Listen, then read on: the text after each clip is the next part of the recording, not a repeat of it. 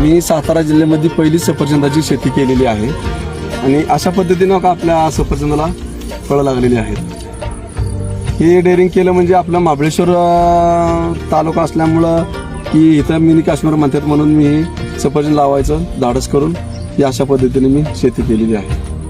त्या शेतीला माझ्या 2 वर्ष पूर्ण झालेले आहेत. आता सरासरी एका झाडाला कमीत कमी 10 ते 15 किलो माल आता लागलेला आहे.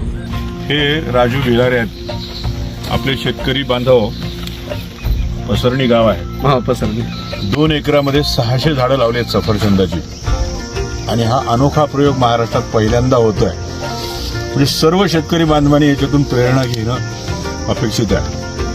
वेगळा प्रयोग अत्यंत यशस्वी झालेला आहे.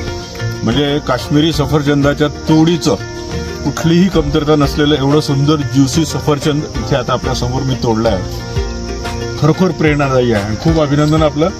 आणि आपल्याला जी सहकार्य राज्य शासनाच्या कृषी विभागाकडून असेल किंवा कृषी महाविद्यालयाकडून असेल संपूर्ण आम्ही सहकार्य आपल्याला करू आणि ही बाब आपण सगळ्या शेतकऱ्यांपर्यंत पोहोचूया. खूप अभिनंदन. आज मला असं वाटतं की मला काहीतरी असं पूर्ण पावलं आमचे बापू राव शिर्के एवढे मोठे साहेब माझ्या आले आजी दादा. नाही आपण मोठं काम केलं. आपण मोठं काम केलं बापू आणि हे एक दिशादर्शक काम आपण केलंय.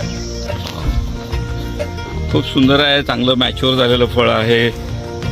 काश्मीर किंवा हिमाचलच्या सफरचंदासारखाच कलर ह्याचा डेव्हलप झालेला आहे. सुरुवातीला आपल्याकडे अशा पद्धतीची शेती कुठेही केली जात नव्हती.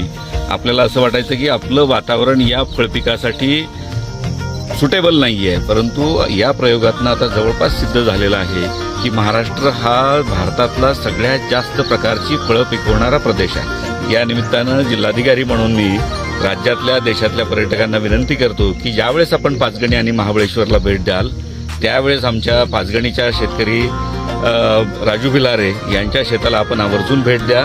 त्यांच्या शेतातली ही फळझाडं तुम्ही आवर्जून विकत घ्या आणि त्यांनी केलेल्या प्रयोगाला समर्थन द्या.